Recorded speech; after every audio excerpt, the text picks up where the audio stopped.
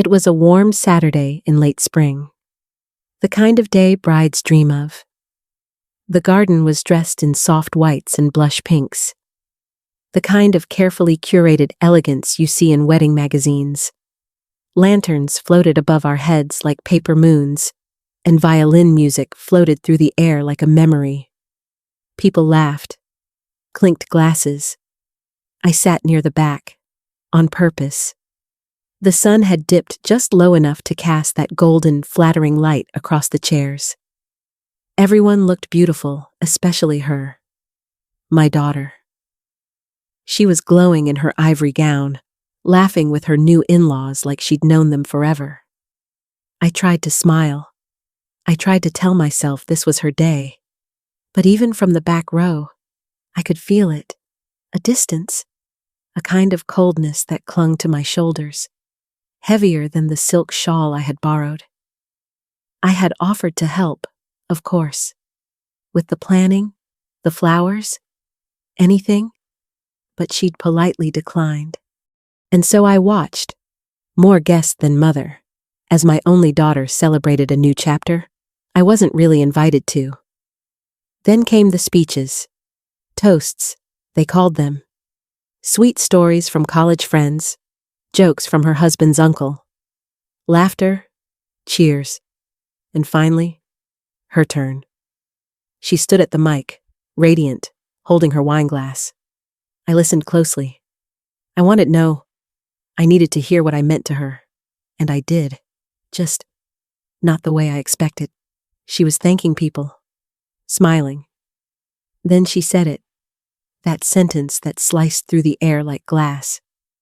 She said I was just a broke woman who loved her. Just broke.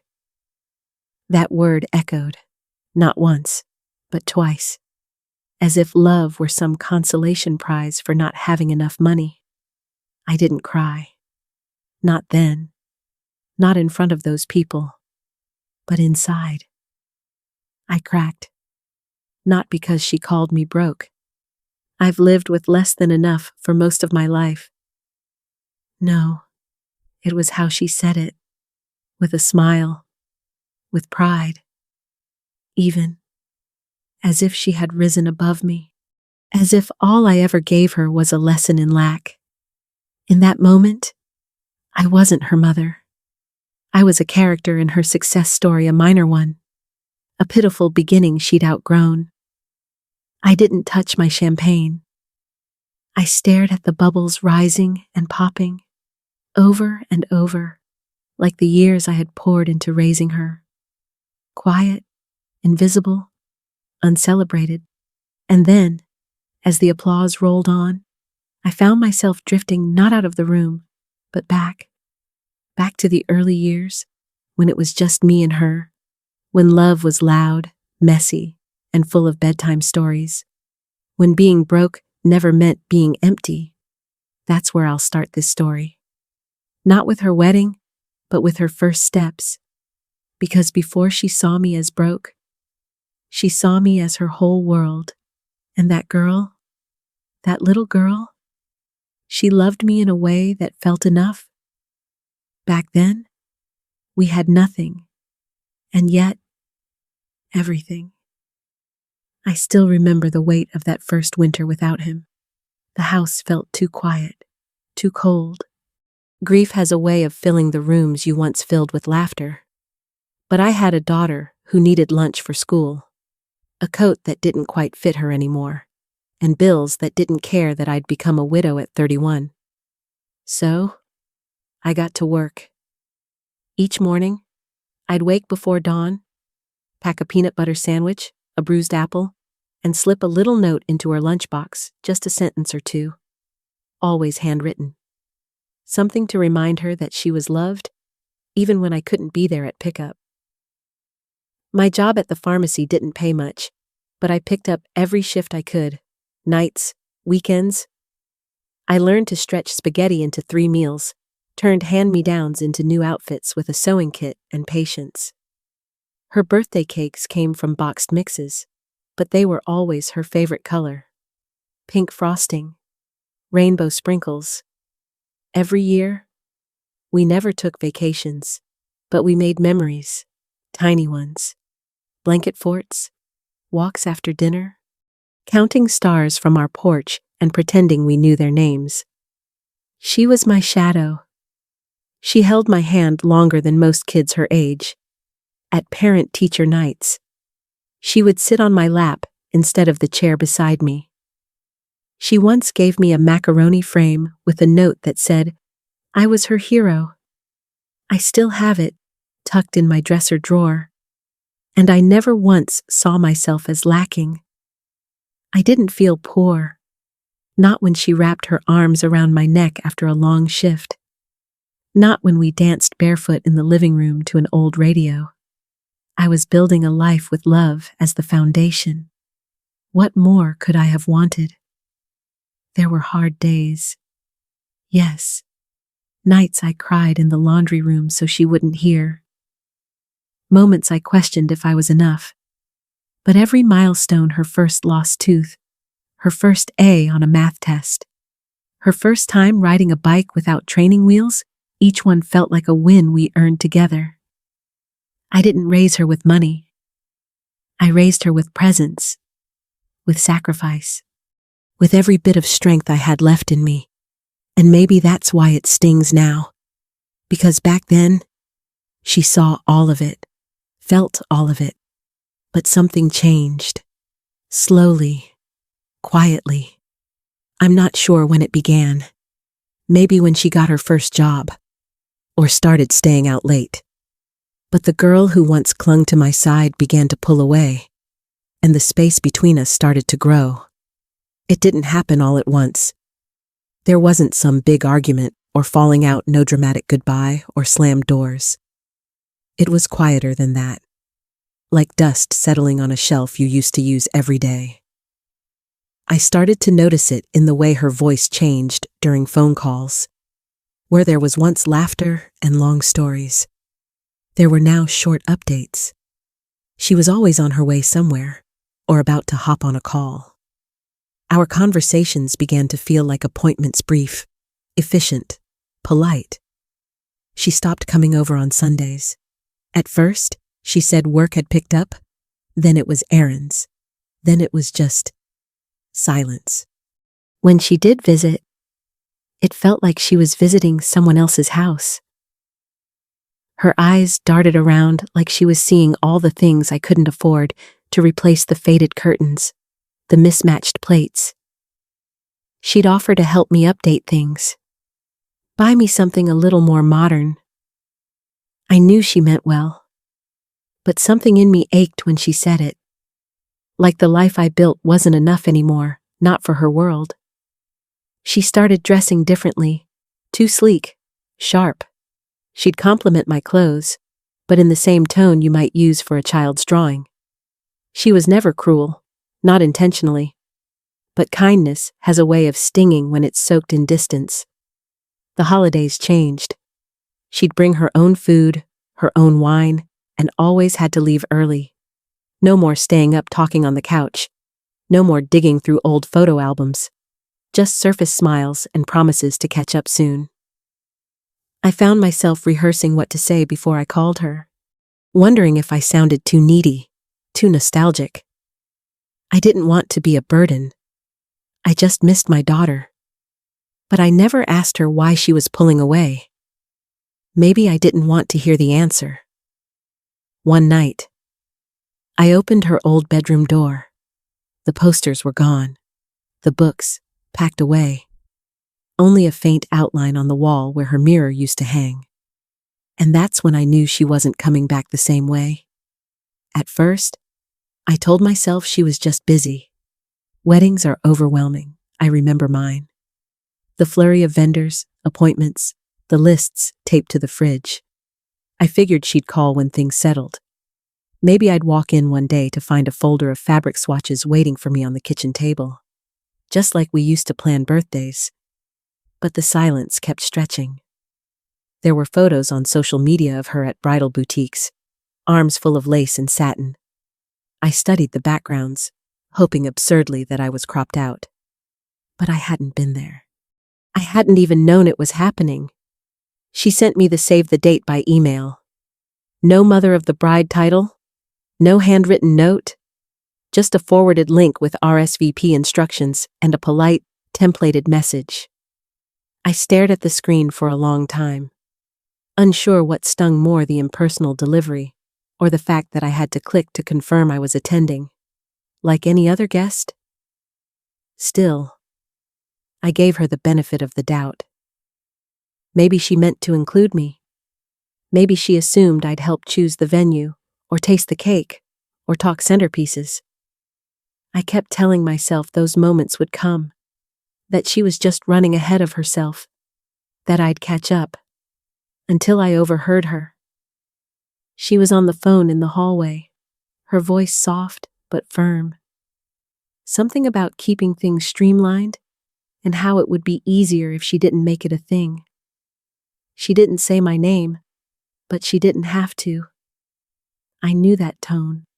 I'd heard it before when she talked to friends she didn't want to offend, or coworkers she didn't respect. That night, I went to the back of my closet and pulled out the dress I'd been saving. A soft green one, with beaded sleeves. It wasn't new, but it made me feel beautiful. I'd pictured myself wearing it beside her, standing proudly, maybe even holding her flowers while she adjusted her veil. I sat on the edge of the bed and held the dress across my lap. The room was dark, and the silence felt heavier than usual. It wasn't just the dress. It was everything it meant. Everything it no longer meant. And I finally let it in. My daughter didn't want me there. Not really. For a moment, I let myself believe. As I watched her stand beneath those soft white lights, holding the microphone with that confident little smirk she's always had, I thought maybe this would be it. Maybe this was her moment to acknowledge me, to pull me back in, even just a little.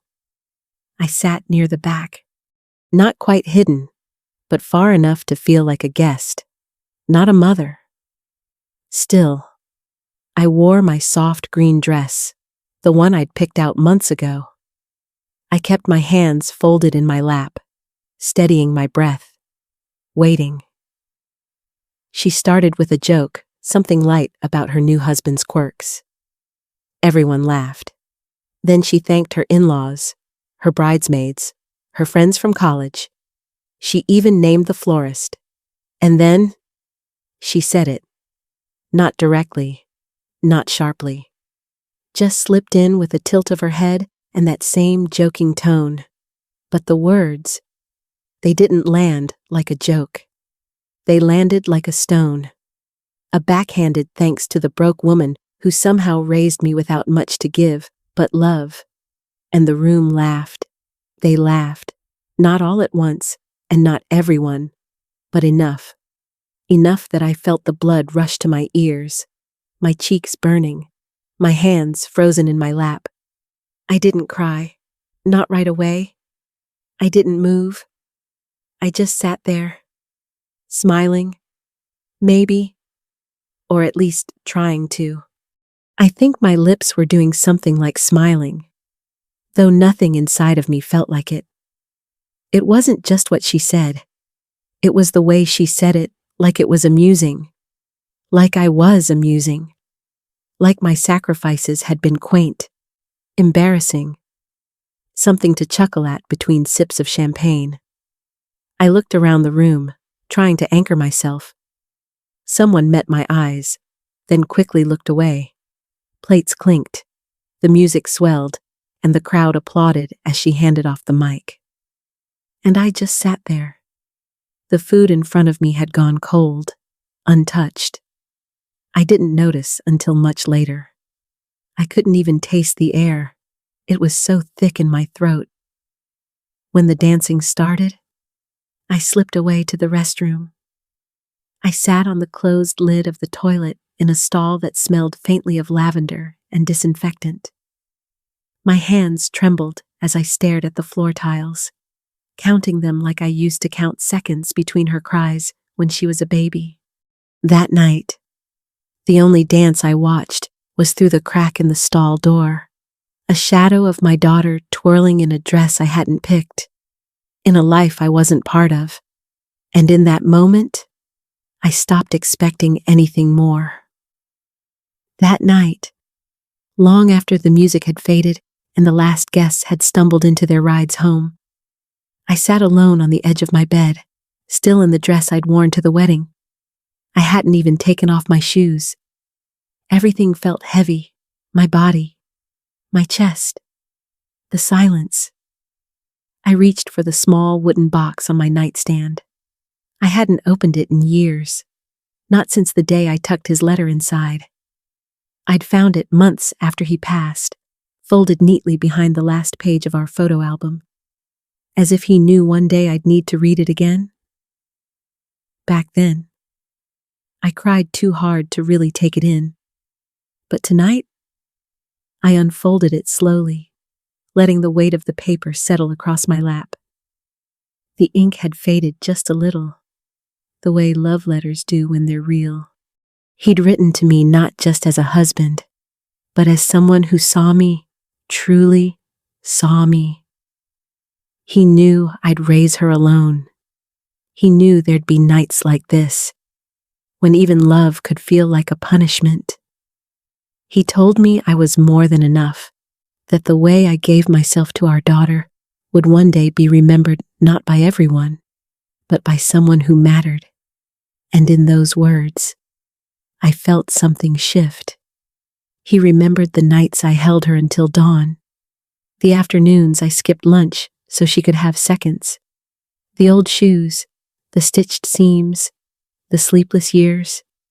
He remembered it all. Even if she didn't, he did. I pressed the letter to my chest and closed my eyes. The ache was still there, but it no longer felt empty. It had shape now. It had context. It had love. And for the first time since the reception, I breathed without the weight of shame pressing down. I may have been forgotten in the speeches, left out of the planning, laughed at over dinner, but I was never invisible to him. And in that moment, I remembered who I was. The morning after the wedding, before the tables were cleared and the flowers wilted, I left a small box on the gift table, no ribbon, no card, just polished walnut wood, hand sanded until smooth, with a brass clasp that clicked softly when opened. Inside was the only gift I could give her, the only one that mattered. It had taken me 18 years to build. I had started saving the year her father passed, every bonus, every birthday check I never spent. Every time I chose to mend my coat instead of buying a new one, I tucked it away.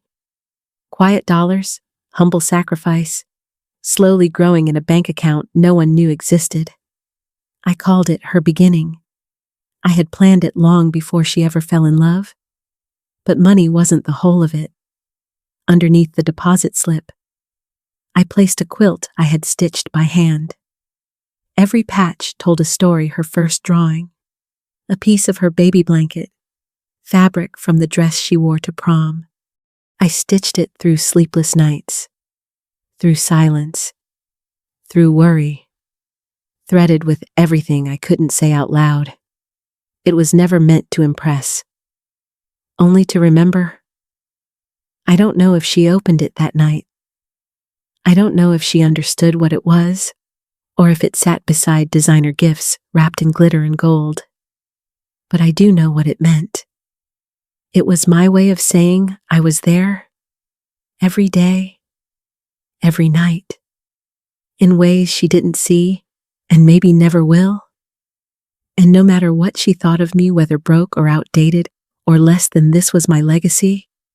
Not the dress I wore, not the seat I wasn't given, but the life I built around her. Quietly, completely. She may never thank me. She may never apologize. That's not what this gift was for. It was never about being seen. It was about standing quietly in love, even when love stands alone. The day after the wedding, the house was still. Not a peaceful kind of stillness, more like the air before a storm breaks. Except this storm had already come and gone. I stood at the kitchen counter, staring into a half-full mug of coffee gone cold, listening to the hum of the refrigerator. Silence clung to everything. There were no calls, no thank you notes, no questions about the gift. The box remained unopened in the background of every photo I saw later, cropped out in some, and no one, not my daughter, not her new husband, not a single relative said anything, but they didn't have to. When I passed by them at brunch the next morning, her eyes slid past me like I wasn't there. Her voice, when it reached my ears from across the room, had lost all warmth. I noticed the quiet hush that followed me, the way people avoided locking eyes. A few nodded politely. One aunt patted my arm as if I had survived something terminal. But mostly, it was absence, of acknowledgement, of words, of presence. In the days that followed, I kept expecting something, an awkward message, a clumsy apology, even a thank you out of obligation. But none came, and slowly, I realized they weren't unsure of what to say. They had already chosen silence. At first, it stung, but strangely, that sting didn't last. Instead, there was a clarity I hadn't felt in years. I stopped checking my phone for her name. I stopped rehearsing conversations in my head. The weight of expectation lifted. What replaced it wasn't bitterness. It was space, a calm emptiness where grief had lived. I had given everything I had to raise her. I had loved her through years, through distance, through change. And I gave her a gift that said more than any speech ever could. Whether she understood it or not wasn't my burden to carry anymore. The silence became its own kind of answer. And in that silence, I finally heard myself breathe. It's strange how quiet peace can feel. Not loud like justice, not bright like triumph. Just still, like air after heavy rain. I used to think closure would come with an apology, a reckoning, something to make the pain make sense, but it didn't. It came slowly, softly, in the quiet of my own heart. I don't pretend what happened didn't hurt. It did. It cracked something open in me. But maybe it needed to. Because through that crack, light found its way in. There's a difference between forgetting and forgiving. I haven't forgotten. I won't. But I've laid the weight down. Not for her. For me. I no longer measure my worth by what anyone sees or doesn't see. I know who I am, what I've given, what I've endured, and I don't need a spotlight to validate that. That letter from my husband, it reminded me I was never invisible. Not to him. Not to the life we built. Not to the version of me who stayed strong long after I thought I couldn't. I look at myself now and feel something I didn't expect: freedom. Real, quiet freedom. From resentment. From waiting. From needing things to be different. I don't know if she'll ever understand. I don't know if that matters anymore. What I do know is this: I loved fully. I showed up. I gave everything I had. And now, I choose joy. Not the kind that waits for permission, but the kind that exists simply because I'm still here.